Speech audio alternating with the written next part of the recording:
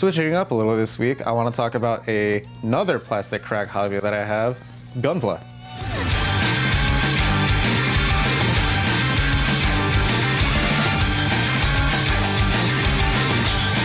Almost knocked it over. Gunpla or Gundam are the mecha plastic kits that you'll see pretty much in every store now. I remember when I first got into them when I was in like middle school, it would feel like an event to see a Gunpla kit. I would have to be at a hobby store or a convention specifically just to see them, and they were pretty overpriced on Amazon. And now I can walk into a Walmart or Target and see Gundam kits just there willy-nilly. Granted, they're pretty normie Gundam kits, but it's a great starting point. Now, the way I like to build my Gundam, I just build them straight out of the box. I don't do any special decal work or weathering because, to me, building Gundam kits is kind of stressful. It's not at all like GW plastic where you're kind of encouraged to experiment and make mistakes. And while sure that can absolutely be the case for Gundam kits as well, the way the models build for Gundam kits, the way the casting process is for the Gundam pieces, Gundams are made to look like a ready-to-play-with model once you're done building them. To me, that leaves little to no room for error during the build process. If you were to look at my Gundam kits up close, you'll see plenty of areas where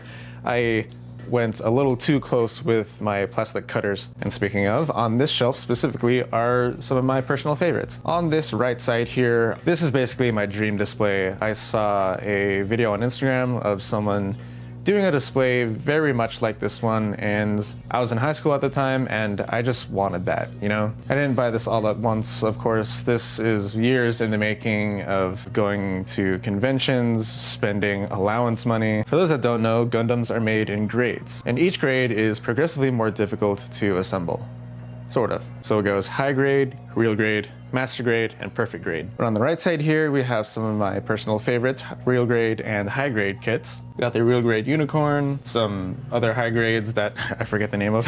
There's hundreds of Gunpla kits. I'm not gonna be able to name all of these from memory. But of course, there's the Strike Freedom, the Granddaddy RX-78-2, and right smack dab in the middle is my personal favorite Gundam frame, the Exia. It's also the first Gunpla model I ever put together myself. This Exia in particular, I got while I was in Taiwan at the airport. When I got home about the next night, I had school like the next day, and I definitely should have went to sleep, but you know, the jet lag was hitting me pretty bad. So instead I built the Gundam kits that I got. And this little dude here was, I believe, a birthday present from a friend of mine in college. And next to them here are my master grades. Now, prior to buying my first master grade, I had never built one. It had just been high grade and real grade kits. My first master grade was this one here, the white one.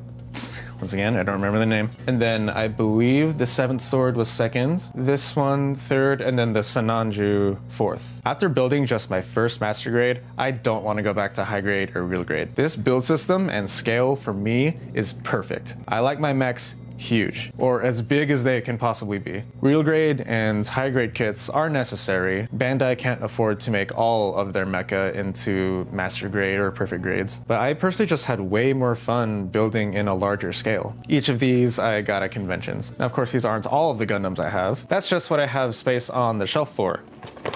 This here is a Gundam graveyard. These are all high grades. Once again, all bought over the years from my various convention journeys. Some of these, like this one, I spent a good time looking for, and sadly now they just kind of sit in here waiting for room on a shelf to be displayed. This here is the first one I ever got at a convention. And this one I always thought looked like the Pokemon Cubone. Most of these are from the Iron-Blooded Orphan series. Oh, I feel like there are different Gunpla collectors. There are those that love the kits and build the kits, and then there are those that actually watch the shows. I'm kind of in the middle. I've seen a good chunk of Gundam media in general, and I do also enjoy collecting the kits. Not so much as of recently, but obviously enough to accumulate this much. Now, this one here also got at a convention, but I personally was really disappointed by, and that's entirely due to the color scheme. You can see I even tried repainting it, but I never got around to finishing. And so my idea with this is to turn it into a diorama at some point, or maybe finish the paint job. We shall see. Now, alongside the Exia, I did get another Gundam on my travels. This one here is the high grade red frame Estrella. This red frame I got while I was in the Philippines. This kit is kind of ass. I mean, for the most part, it's fine, but the side skirt that holds the sword scabbard keeps falling off. Actually, the side skirts are prone to falling off in general. The way they attach isn't very secure. The rest of it's fine, but I would rather get the Master Grade. Well, this one technically isn't a Gunpla. It's a Gundam figure that an old childhood friend of mine gave to me many years ago. You know, it's one of those, well, Gundam action figures that you just get in box and they're ready to play with. This one's missing an arm, but I do remember making a mistake while building this one. These horns are a single piece, and when I was cutting it out of the sprue with my cutter, I thought the horns were two separate pieces, so I cut in the middle of it. And then when I double-checked the instructions, I realized my mistake. So these are actually glued in there, unfortunately. I do love the design of this. It's essentially a mecha Minotaur, but this green and blue, I'm really addicted to the black, white, and gray color schemes. So much more in here I could talk about. Each of the Gundams in my collection, as is with anything else, has its own little story.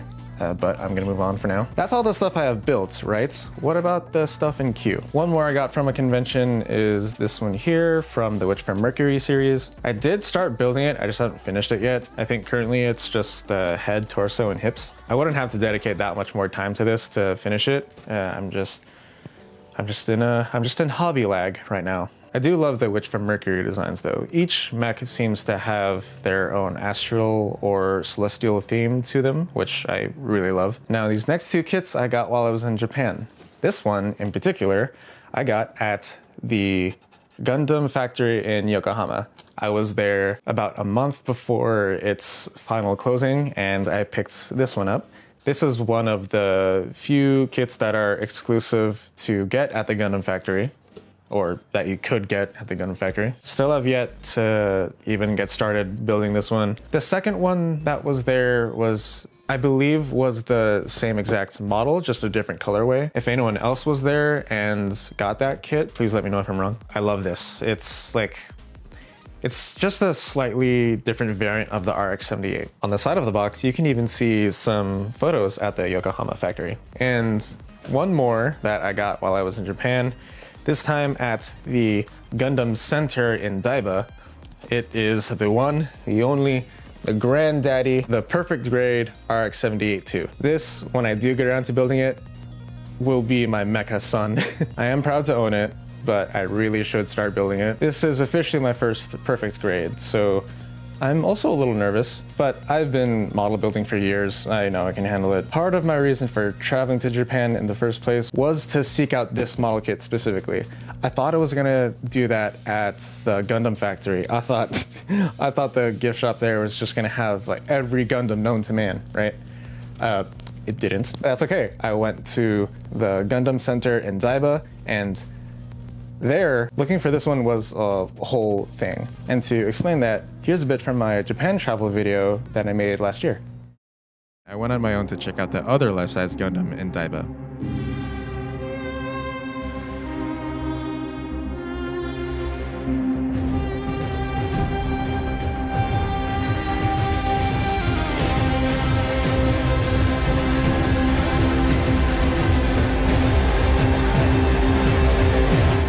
What I didn't know was there were these rainbow stairs next to it, which I did the only thing I could think of while there.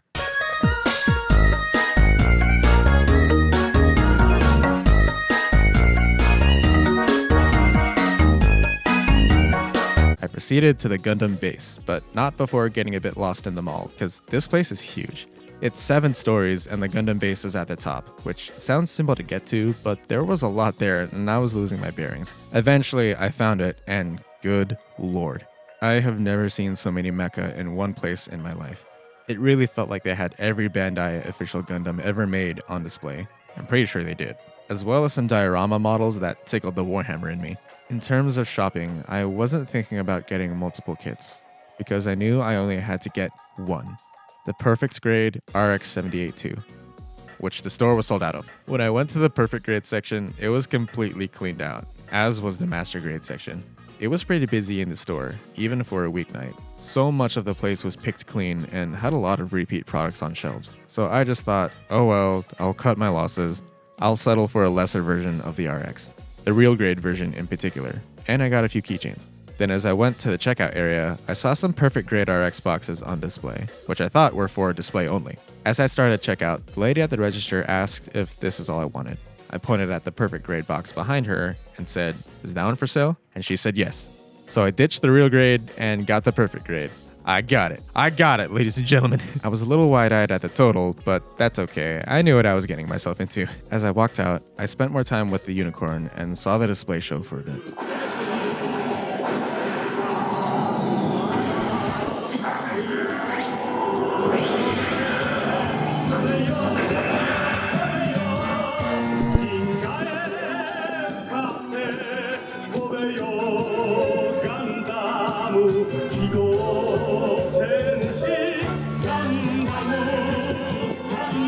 That's gonna do it for my Gundam collection review. Definitely less than what you may see from a lot of Gundam collectors, but I'm happy with what I have, and honestly, I don't anticipate buying too much more.